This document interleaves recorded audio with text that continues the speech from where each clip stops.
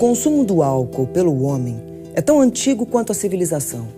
Já na Bíblia consta que, ao chegar em terra firme após o dilúvio, Noé plantou uvas, fez o vinho e tomou um porre. O álcool foi considerado profano na Idade Média, mas ocupou lugar de sagrado em outros tempos. Era presença fundamental nos cabarés franceses, onde floresciam as ideias revolucionárias, assim como foi importante no controle de epidemias, nas conquistas de guerra e na produção de grandes obras da literatura. Com a Revolução Industrial, a produção e o consumo de bebidas alcoólicas aumentou muito e começaram a aparecer leis para restringir a sua expansão. Hoje, o álcool, apesar de ter seu consumo estimulado e glamourizado por um lado, é tido como um dos problemas principais de saúde pública. Nesta série sobre as drogas no mundo contemporâneo, o psiquiatra Arthur Guerra discute os usos e abusos que fazemos do álcool, essa droga legalizada. Obviamente que nós não somos nem um pouco contra o uso de álcool. Eu vejo que alguns dos senhores e das senhoras estão usando de forma social, moderada. Espero que até o final da minha apresentação continue assim. O que é o álcool? O álcool é a única droga que existe no mundo, é uma droga legal, como o tabaco também é uma droga legal. É a única droga que existe há milhares de anos, vai continuar existindo por milhares de anos, e é a única droga que a pessoa pode consumir durante a vida toda, todos os dias, e isso não dá uma complicação nenhuma. Algumas pessoas, mais ou menos aí entre 12% e 15%, por terem bebido muito, vão ter um quadro chamado quadro de dependência, é o alcoolismo. Essas pessoas não vão poder consumir, de forma geral, mais álcool, ou vão consumir com um controle muitíssimo maior. Ao ingerir uma quantidade moderada, uma quantidade pequena de álcool, todos nós vamos ter uma sensação de bem-estar. Essa é a principal razão pelo qual o álcool ele é companheiro, ele está presente em todas as celebrações. Por quê? O que o álcool faz? O álcool dá uma diminuição da ansiedade, o álcool faz com que a pessoa se sinta um pouco mais relaxada, muitas vezes faz com que a conversa fique mais solta, a pessoa fica mais loquaz. Aquele rapaz que é mais tímido fica um pouco menos tímido. A moça que é um pouco mais recatada se sente mais solta também. Não há problema algum em relação a isso. Qual que é a complicação? A complicação é quando esse uso de álcool, que é um uso de álcool moderado, ele começa a ficar mais forte, ele começa a ficar exagerado. Foi no ano de 1952, com a primeira edição do DSM, Manual Estatístico de Transtornos Mentais, que o alcoolismo foi classificado como doença. Mas só em 1967, o conceito de doença do alcoolismo foi incorporado pela Organização Mundial de Saúde, a OMS. A dependência de álcool foi caracterizada pelo uso compulsivo de bebidas alcoólicas e pela manifestação de sintomas de abstinência após a cessação do uso de álcool.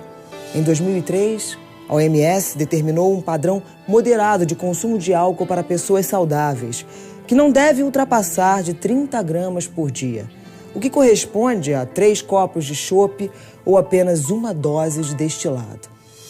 Algumas pessoas vão tendo essa sensação de bem-estar com o álcool e, de forma absolutamente inconsciente, vão usar o álcool como se fosse uma muleta, como se fosse uma bengala. Então, alguém que está chateado porque tem um problema na família que não consegue resolver, um problema crônico, às vezes uma doença, está triste, vai usar o álcool como se fosse um remédio antidepressivo. Pior que ele funciona. Ele funciona por mais ou menos 30 minutos, 40 minutos, 1 hora, e ele faz um efeito que dá uma certa anestesia. I bet daily friendship with that bottle attracts more people to advertising than any salary you could dream of. That's why I got in. You don't know how to drink, your whole generation. You drink for the wrong reasons. My generation, we drink because it's good. Because it feels better than unbuttoning your collar. Because we deserve it. We drink because it's what men do. What about shaky hands? I see a lot of that too with you boys. No joke. Your kind, with your gloomy thoughts and your worries, you're all busy licking some imaginary wound. Então, esse uso de álcool, inicialmente com controle, de repente ele passa a ser descontrolado. E todas as vezes, 100%, quando a pessoa tem esse uso sem o controle mais, ela apresenta três fatores. O primeiro fator é uma onipotência. O que é essa onipotência? O indivíduo fala assim, imagina, doutor, eu paro de beber quando eu quiser. Eu tenho controle sobre isso. O segundo fator é uma negação. Doutor, imagina, de forma alguma, eu não tenho problema sobre isso. Minha mulher está me trazendo aqui, ela é uma chata. Eu não tenho problema algum. E o terceiro fator, também ligado à psicanálise, é uma projeção. Tá bom, vai, eu bebo porque a minha esposa é muito chata. Ela é muito chata. Eu tenho que beber para eu poder aguentar, para eu poder suportar essa situação. Dúvida principal. Por que na mesma família, com a mesma educação, mesmo pai, a mesma mãe, o mesmo ambiente, por que alguém vai ter um risco, vai ter uma tendência para consumir mais bebida alcoólica e o seu irmão, sua irmã, vai ter uma tendência menor? A gente consegue entender que as pessoas ficam com uma dependência do álcool depois de um uso crônico, depois de um uso intenso, depois de um uso de muitos anos. Mas por que aquela pessoa vai ter a dependência, a gente não sabe. A gente sabe que o fato de beber mais aumenta o risco para ter a dependência. Mas por que aquela pessoa ela gosta de beber mais? Provavelmente é porque ela tem mais enzimas no fígado que metabolizam o álcool de forma mais agradável. Então, quem tiver o primeiro contato com o álcool, se dá o nome de batismo, em geral, em São Paulo, aos 14 anos de idade. Esse primeiro contato com o álcool, ele vai dar uma resposta de como que o organismo daquela pessoa reage em relação à ingestão de bebida alcoólica. Muitas vezes, reage de forma positiva. Ótimo, por isso que ele continua a beber. Mas tem algumas pessoas que reagem de forma negativa.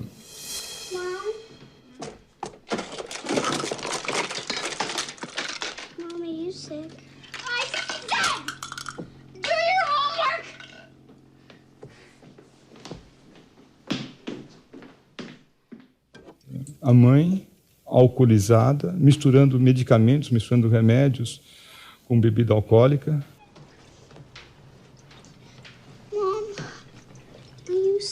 Perde totalmente o controle e agride a filha sem nenhuma justificativa. I did my homework, that's all I wanted to tell you! Essa é uma cena triste, mas é provável que alguns dos senhores e das senhoras tenham vivenciado nas casas de vocês, na história de vocês, uma cena assim. 10% da população, de cada 10 pessoas, uma tem um problema com álcool dessa forma. É provável que nós todos tenhamos vivenciado uma situação dessas nas nossas casas. Por isso que é um assunto tão grande de saúde pública.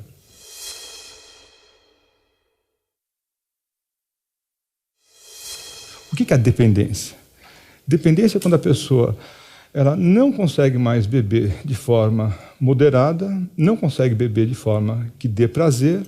Ao contrário, a falta do álcool dá um desprazer para ele ou para ela. No grau máximo, a pessoa acorda de manhã, na verdade ela não acorda, ela é acordada pela falta do álcool.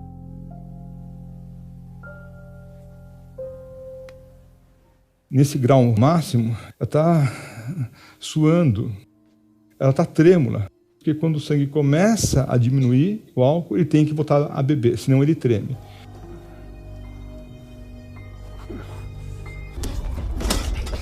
Vai buscar a primeira ingestão de bebida alcoólica.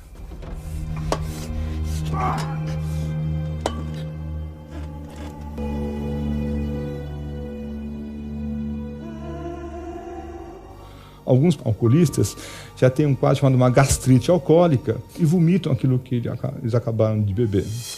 O filme Despedida em Las Vegas retrata a história de um homem que sofre de alcoolismo e que, após perder o emprego, a família e os amigos, vai para Las Vegas para beber até morrer. Mesmo quando tenta parar, ele sofre com as reações de abstinência. Just sign the back of the check, please. What, can't you just cash it as it is? I'm sorry, sir. Is there a problem?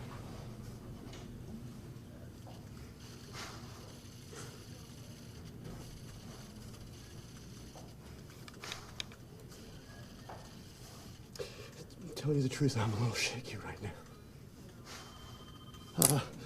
I had brain surgery. Why don't I go get some lunch, and then, well, come back and take care of it then.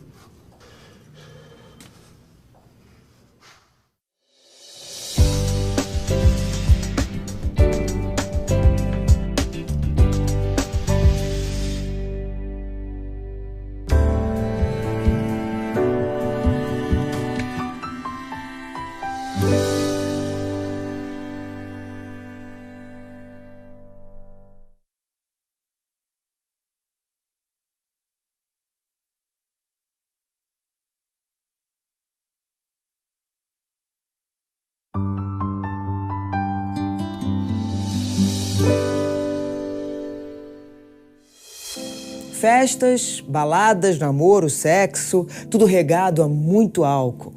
Pesquisas mostram que o consumo de álcool entre os adolescentes brasileiros vem crescendo de forma assustadora. O prazer, o entretenimento, estão cada vez mais associados ao uso de bebidas alcoólicas, abrindo caminho para a dependência. Diversos países têm criado leis para restringir o consumo alcoólico. A lei seca proíbe dirigir após a ingestão de álcool. E o nosso Estatuto da Criança e do Adolescente considera um crime vender, fornecer, ainda que gratuitamente à criança ou adolescente, produtos cujos componentes possam causar dependência física ou psíquica sob pena de detenção. Mas a realidade infringe a lei e desafia a saúde pública. A lei é super clara, né? O jovem não pode beber álcool. Por que não pode beber álcool? Porque o cérebro dele não está maduro. Os neurônios estão se dividindo ainda. O cérebro dele está em plena expansão. Ele vai ficando maduro. Um moço, uma moça de 14 anos de idade tem o seu cérebro em crescimento. Não precisa ser médico para entender que a entrada de álcool no cérebro não vai ajudar no crescimento, na expansão, na maturação desse cérebro. Mas os jovens insistem em cada vez mais cedo fazerem uso de bebidas alcoólicas. A lei que nós temos no estado de São Paulo, que provavelmente em 2016 deve ser para o Brasil todo, é o seguinte: o menor de idade não pode, em hipótese alguma, em algum lugar que não seja a casa dele, fazer uso de álcool. Ele não pode nem que o pai fale assim: olha, ele é meu filho, quem manda nele sou eu e eu autorizo que ele beba. Se ele fizer isso, o pai fizer isso num restaurante, num clube, numa boate, em qualquer lugar público, o dono do bar vai ser multado, o dono do restaurante vai ser multado. Essa é a lei, e a lei ela veio para ser efetivada. Evidentemente que precisa de uma fiscalização maior, isso leva mais tempo, mas a lei é clara e a lei não deve ter uma retroação em relação a isso. Mas se a lei é clara, por que eles bebem? Eles bebem porque eles querem ter as experiências, ele está tendo contato, ele está crescendo, ele quer ter uma experiência amorosa, quer beijar, quer ter relação sexual, tem vontade de dirigir o carro, mesmo sem carteira de motorista, e tem a possibilidade de fazer uso de álcool. Com quem que ele faz isso? Em geral, ele faz isso com os amigos mais próximos. Em geral, os jovens fazem isso nas próprias casas deles. Muitos vão ter uma reação positiva, uma minoria vai ter uma reação negativa em relação a isso. Nós vamos dividir em dois grupos já, os meninos e as meninas.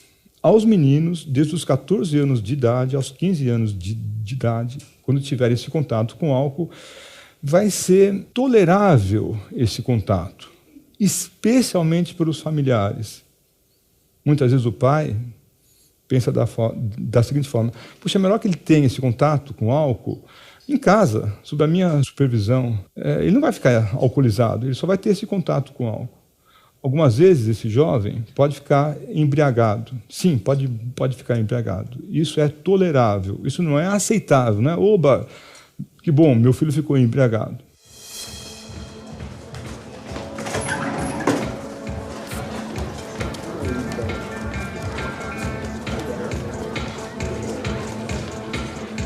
What the hell is going on here? More kids came than I thought were gonna come. Yeah, I should say so. There's like 25 kids here. Mom's not gonna be home till 1. It's not that big a deal. Maybe it's not a big deal to you. It's a big deal to me. Having drunk minors in the house is a liability. No one here is drunk. Oh my God. As moças também vão ter contato com álcool. E as moças vão ter o contato com álcool já num quadro um pouco mais grave. As moças vão ter o contato com álcool num ambiente onde cada vez mais as moças disputam com os rapazes mesmas posições. Diferente do passado, as moças elas tentam se aproximar e muitas vezes se aproximam e ultrapassam os rapazes em diversos cenários. Um deles é no consumo de álcool. E o que acontece em relação a isso? Muitas vezes, as moças têm menos enzimas que metabolizam o álcool no fígado. Então, a mesma quantidade de álcool que a moça bebe dá um impacto maior do que a mesma quantidade de álcool que o rapaz bebe. Então, ela fica alcoolizada mais cedo. Ao ficar alcoolizada mais cedo, evidentemente, ela fica mais exposta a riscos.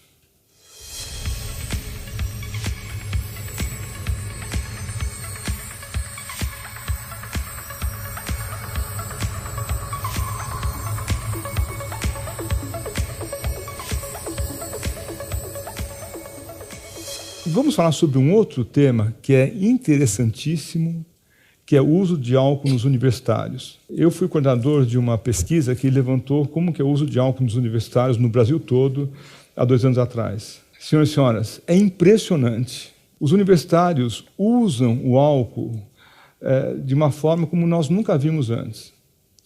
Pior, quanto mais sabe sobre o álcool, os efeitos negativos do álcool, mais usam. Exemplo, estudante de medicina.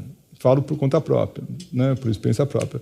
Os estudantes de medicina têm aulas, às vezes comigo, inclusive, sobre qual o diagnóstico, dependência do álcool, síndrome de abstinência, quais são os remédios, como é que a gente trata, como é que a gente previne, como é que a gente evita. Eles atendem os pacientes alcoolizados, atendem os pacientes com trauma pós-uso de álcool. Eles deveriam, então, estar um pouco vacinados, digamos assim, sobre esse cenário. Mas os estudantes de medicina bebem muito. Numa competição que existe todos os anos, chamada Intermed. O que é Intermed? É uma disputa entre as faculdades de medicina e todas as faculdades, na verdade, não são todas, são 14, vão para uma cidade do interior e passam uma semana toda fazendo esportes para ver quem tem um rendimento, quem é a faculdade campeã naquele ano no ranking esportivo, né? Esse ambiente esportivo ele é acompanhado por muita festa, hoje em dia, que nesses últimos anos, por uso de drogas sintéticas, uso de drogas que não são plantadas, êxtase, anfetaminas, né, e metanfetaminas, e por muito uso de álcool. Mas muito uso de álcool. Os senhores não conseguem imaginar a quantidade de álcool. Existe uma disputa não oficial, não é uma disputa de jogos de futebol, natação, vôlei, basquete, é uma disputa semi-oficial, que é feita, então, à margem desse ranking, que se chama maratoma. 4 universitários, 2 de cada faculdade, sentam na mesma mesa. Então, 2 sentam aqui, 2 sentam lá. Os 2 da mesma faculdade sentam de um lado, da faculdade que compete sentam do outro lado. Não pode levantar. Tem que fazer xixi lá mesmo. São shots de cachaça que se colocam, os dois batem ao mesmo tempo. 1, 2, 3, batem e tomam. A gente espera 15 segundos. Os dois do outro lado. Também um shot, cada um. 1, 2, 3, de uma vez só. Ganha quem?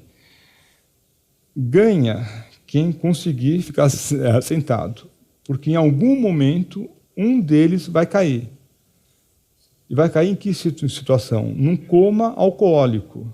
Quando esse rapaz cai, ele é levado para o pronto-socorro. Se ele vomitar, esse vômito entra no pulmão dele. Ele pode morrer. Os estudantes sabem disso e giram ligeiramente o tronco e a cabeça desse rapaz para que ele não vomite e não ingira o vômito. Esses são os futuros médicos do nosso país. Algo deve acontecer, algo existe no ar que nós precisamos decifrar isso daí, porque, apesar de ter o conhecimento da gravidade do problema, o jovem quer ir e vai beber mais forte, mais intenso, até ficar alcoolizado e se arriscar dessa forma. Nós, os mais velhos, os adultos, nós não podemos contemplar isso. Nós precisamos agir de uma forma mais contundente. E qual que é a ação que nós podemos ter? O que nós temos visto que o que mais funciona nessas horas, o que mais funciona é o exemplo que a gente possa dar para eles. Se o exemplo que nós damos para os nossos filhos, para os nossos alunos, para os nossos parceiros, para os nossos amigos, for um exemplo frágil, for um exemplo falso, for um exemplo insalubre, sem saúde, qualquer mensagem, proibição, mensagem de prevenção, informação, vai ter uma eficácia menor. Crianças de 6 anos de idade sabem quando o pai, quando a mãe estão alcoolizados.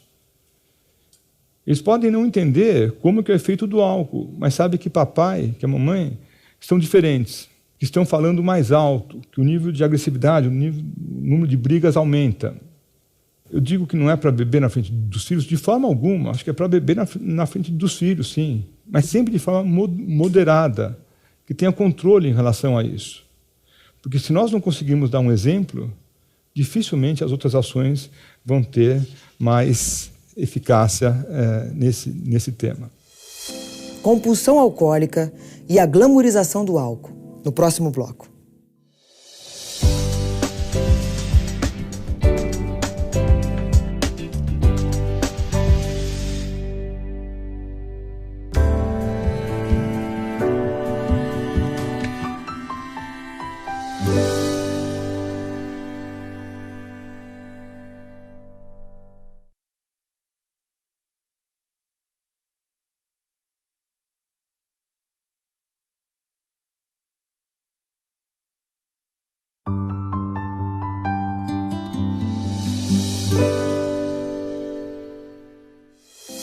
Drink para as mulheres, uísque para os homens, cerveja para os jovens. A publicidade direciona o seu produto a um público-alvo, glamorizando o uso da bebida. Mas a associação entre felicidade e álcool é uma fórmula muito perigosa. A nossa cultura fez do álcool uma droga legal, enquanto vivemos uma espécie de epidemia silenciosa de bebedores compulsivos. Para a OMS, esse é o principal ponto que existe no mundo de hoje.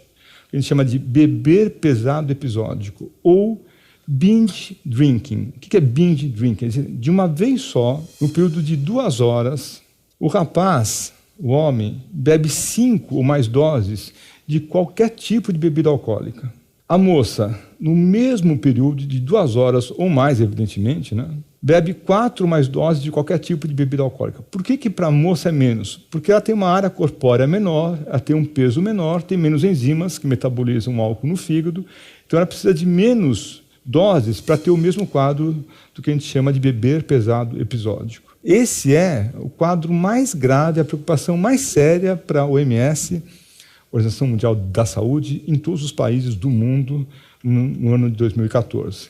A meta da OMS é diminuir para 2025 em 10% o número de pessoas, de jovens que têm esse binge drinking.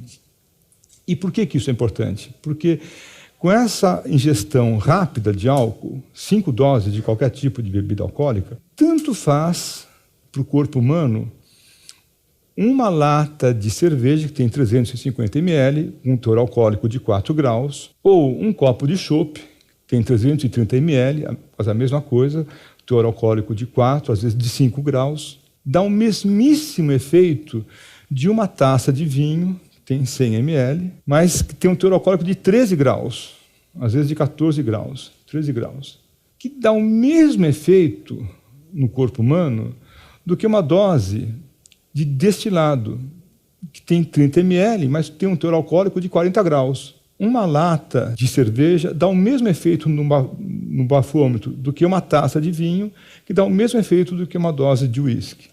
Então, o que é o beber pesado episódico? Quando de uma vez só você bebe 5 doses de alguma coisa, no período de 2 horas. Todo mundo vai passar mal? Não é verdade.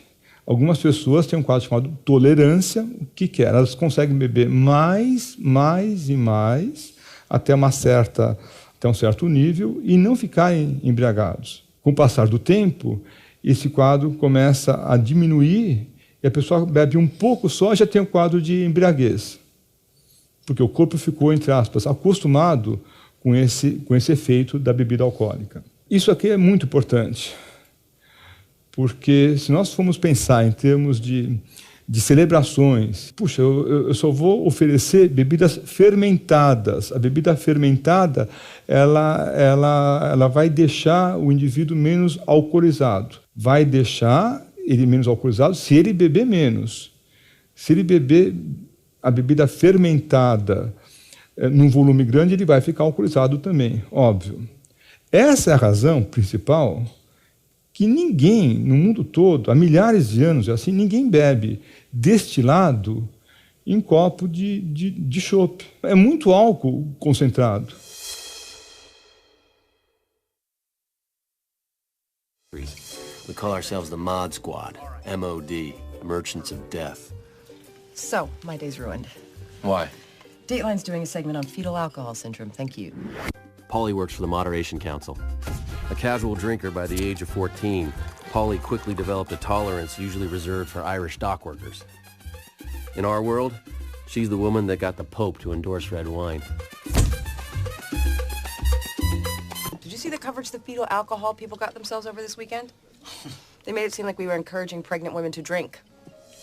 A propaganda é um assunto sério no mundo todo e no Brasil também. Por quê? São grupos diferentes, né? O grupo dos médicos e dos agentes da saúde, então, entre os psicólogos, enfermeiros, assistentes sociais, terapeutas ocupacionais, ninguém acha que a propaganda é inócua. A propaganda estimula o consumo de álcool, lógico. Por isso que existem órgãos que tentam limitar a propaganda com regras mais específicas em relação a esse tema. Um órgão é o CONAR. A indústria pensa da seguinte forma: a decisão de beber não está voltado à propaganda. A decisão de beber existe na cabeça de cada um antes de ter a propaganda. Por exemplo, em países que não tem propaganda alguma, os jovens bebem. Mas comparação com o fumo. No fumo não tem propaganda nenhuma mais. E os jovens fumam, né? Puxa, se a propaganda não está influenciando no início, o que a propaganda faz? Por que entram milhões de reais aí com propagandas finíssimas? Segundo a indústria, eu sou médico, então eu não falo pela indústria, né? Segundo a indústria, a propaganda ela visa a roubar aquele cliente, aquele bebedor que era de uma marca e passar para o bebedor de outra marca. E nessa discussão, nós não temos acordo. Os médicos achando que qualquer propaganda é ruim e os membros da indústria achando que a propaganda em si não é ruim, que ela faz é roubar de uma marca para outra. O que acontece no Brasil? No Brasil, existe uma regulamentação em relação a isso, onde propaganda de bebida alcoólica existe quando a bebida alcoólica ela tem mais que 13 graus. Ou seja, a cerveja não é considerada, por esta regulamentação, então, como bebida alcoólica. Por isso que pode ter propaganda de cerveja no horário nobre. Então, quem é da área da saúde vai investigar o assunto sempre com um olhar negativo em relação à bebida alcoólica. Mas existe algum fator, por exemplo, protetor mais intenso? Podemos pesquisar isso? Existe o consumo moderado? Podemos, por exemplo, sentar junto com a indústria? Não. Tudo é visto de uma forma assim, bem negativa. Por quê? Os líderes dessa área da saúde pensam que a indústria tem um objetivo, que é o lucro. E para ter esse lucro, ela faz qualquer coisa, inclusive enganar os outros de que está fazendo ações ligadas à responsabilidade social. A indústria, por sua vez, eu tenho uma visão externa aqui, né? A indústria fala, nós temos um produto, nós reconhecemos que esse produto não é um produto que não causa mal algum, mas nós precisamos sentarmos juntos e fazermos esforços em comum aí para saber como que esse produto que existe há milhares de anos continua existindo por mais tantos anos, tentando causar o menos mal possível. Do lado da indústria, eu vi algumas cabeças pensando assim, deixa o pessoal falar, eles são xiitas, radicais, não vai levar nada. E o pessoal da saúde também, com a única chance que nós temos para ter um futuro melhor, um mundo melhor, é aumentar o preço da bebida alcoólica e fazer com que isso fique longe das mãos de gananciosos. Essas posturas radicais de um lado e de outro fazem o cenário que nós temos hoje, Luiz Eduardo. Um cenário pobre, um cenário de posturas radicais, onde os jovens continuam bebendo cada vez mais cedo, álcool e direção é um problema sério, e nós não temos avançado muito em relação a isso. Um avanço que teve foi que no dia 12 de março de 2014, a OMS lançou um relatório sobre saúde e álcool. E pela primeira vez, a OMS lançou o que a gente chama uma métrica. Senhora, é isso que nós temos. Pá! Gostando ou não gostando, é isso que nós temos. Aqui estão os índices de prevalência, de dependência, aqui estão os países que estão indo bem, aqui estão os países que estão indo mal. Por quê? A OMS colocou para esse relatório um objetivo, em 2025, daqui a 9 anos, então, de diminuir em 10% no mundo todo o índice de beber pesado episódico, o índice do uso nocivo de álcool. Essa é a meta que a OMS tem. Como que ela vai fazer isso? A OMS ela trabalha com os continentes. Então, o que nós temos na América do Norte, América Central, América do Sul, é uma América só. Nós não vamos trabalhar com comparações com a Oceania, com a Europa, com a África, é só com as Américas. Talvez nós consigamos dar um passo adiante. Ao contrário do que muitos pensam, o álcool não cura as nossas angústias, mas ele pode sim ajudar a prevenir algumas doenças. No próximo bloco.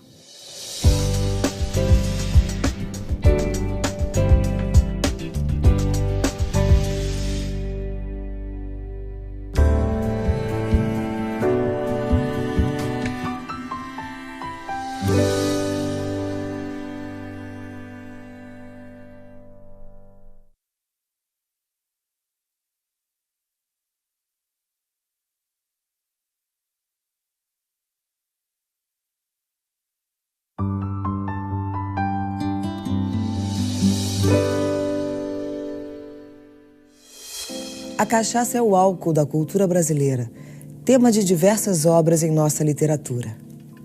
Para Rubem Braga, ele diz: sim, cachaça faz mal, e quanto mais, pior.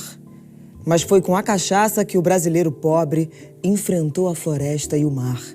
Varou esse mundo de águas, de terras, construiu essa confusão meio dolorosa, às vezes pitoresca, mas sempre comovente, a que hoje chamamos Brasil. É com essa cachaça que ele, através dos séculos, vela seus mortos, esquenta seu corpo, esquece a dureza do patrão e a falseta da mulher. Ela faz parte do seu sistema de sonho e de vida. É como um sangue da terra que ele põe no sangue. Para Carlos Drummond de Andrade, nós temos outra passagem. Queiram ou não queiram seus adversários, a cachaça é uma utilidade pública, dado histórico nacional e remédio que não se compra nas farmácias. E costuma produzir muito mais efeito que as drogas sofisticadas, com suas bulas herméticas. Não lhe faço apologia de que não precisa. Registro sua presença cultural, seu fascínio sobre a mente do povo. Há mais de 25 anos, apareceu na literatura, e aparece todos os anos, os efeitos benéficos do álcool. Sim, isso também é verdade. O uso moderado de bebidas alcoólicas, dentro de um contexto acompanhado de exercícios e de dieta, traz um benefício importante, especialmente para risco de acidente cardiovascular e para risco de acidente vascular cerebral, AVC. O que isso quer dizer?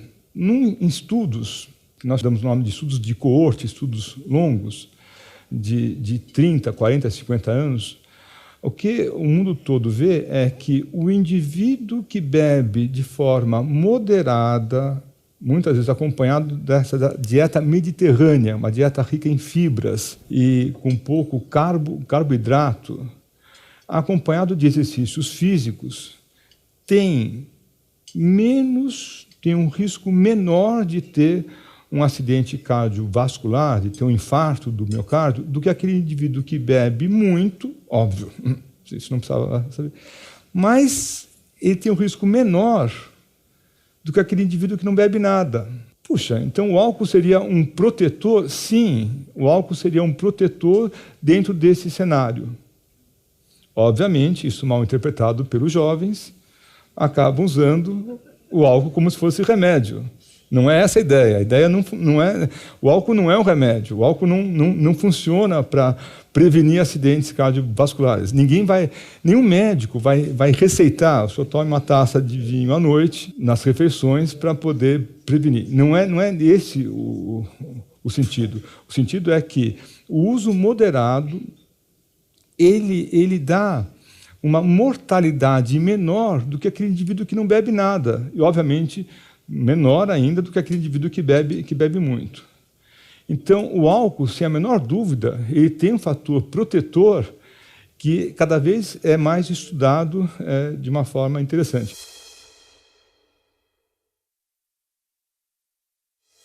Tratamento de quem tem dependência do álcool é um desafio para a medicina dos mais intensos.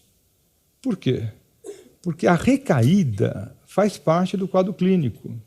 O indivíduo voltar a beber depois de ter prometido que não ia beber mais é o comum. Eu sei que é chato, eu sei que é desagradável, eu sei que é triste, mas faz parte do quadro clínico.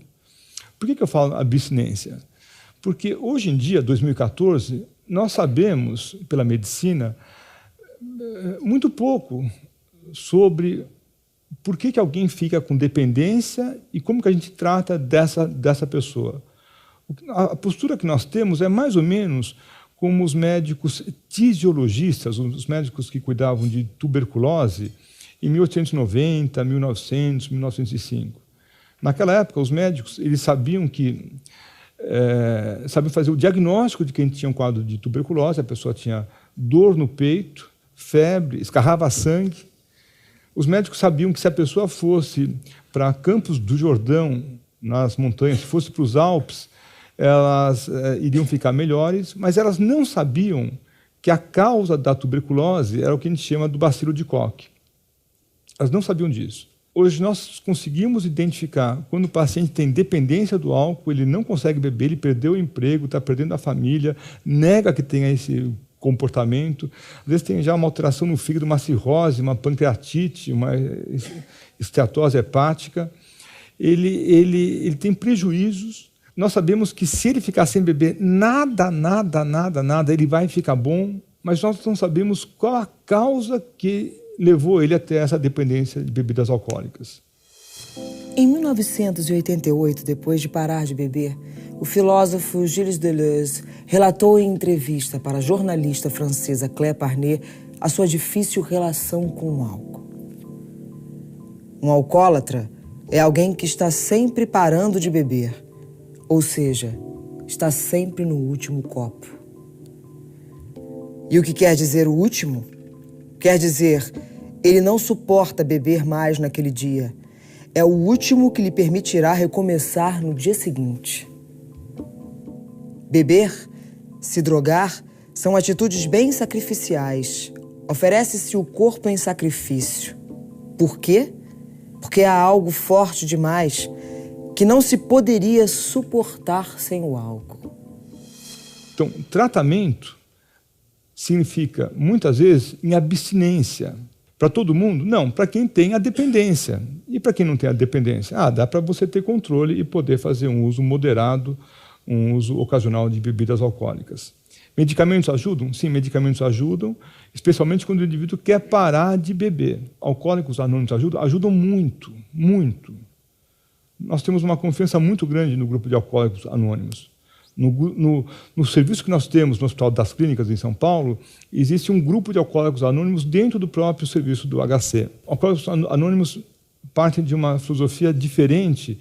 Nós não pensamos exatamente igual, mas nós respeitamos e acreditamos que isso possa ajudar um grupo forte de pacientes. O A resolve tudo? Alcoólicos Anônimos resolve tudo? Não, também não resolve tudo, mas é uma ferramenta importante que vai poder ajudar um grupo forte de pacientes. O médico é importante? Bom, claro, eu não tenho vergonha de ser médico, né? Não tenho vergonha, mas a abordagem médica, muitas vezes, ela é mais limitada, ela fica limitada ao diagnóstico, ao tratamento e alguma orientação para prevenção. O mergulho na alma do paciente, o mergulho na história do paciente, entender as relações interpessoais e como que isso é acompanhado na história dele, aonde o álcool entra para temperar essa história dele, fazem parte de uma atividade essencial no meu grupo, que são as atividades psicoterápicas. Nós sabemos que existe como se fosse uma certa predisposição genética. Não quer dizer que o alcoolismo seja hereditário, mas existe uma certa facilitação para que famílias de pessoas que bebem muito, não só pelo modelo, mas também em termos bioquímicos, favoreçam os jovens a beberem muito também. Como se houvesse uma certa facilidade para metabolizar o álcool e o álcool desse reações mais positivas, mais agradáveis. Ao mesmo tempo, existe o contrário. Existem famílias que têm uma certa rejeição do álcool, a reação com o álcool acaba sendo uma reação mais negativa. O que nós imaginamos para esse futuro? Futuro talvez uns 40, 50 anos daqui para frente. Talvez a gente consiga identificar quais são aquelas pessoas que vão ter um risco maior de, ao ter a ingestão de álcool, poderem usar o álcool de forma que dê mais prazer. Não vai resolver o assunto, porque, obviamente, que envolve aspectos psicológicos, né? Tudo não fica explicado pela biologia só. Quer dizer, se a pessoa está mais estressada, angustiada, triste ou feliz, envolve aspectos, mais do que psicológicos, aspectos sociais. O que é essa sociedade que nós chamamos, esse mundo pós-moderno? É um mundo onde os nossos valores, muitas vezes, eles ficam diluídos. A bebida entra aí, mas não é só a bebida. O consumismo, né, de uma forma geral, a busca por coisas novas, e na falta de um momento para você poder conversar, refletir, pensar, orar, de você ter um sentido maior na sua vida interior. A falta dessa postura um pouco mais introspectiva, ela dá margem a que você vá buscar essas muletas. A bebida, ela entra aí.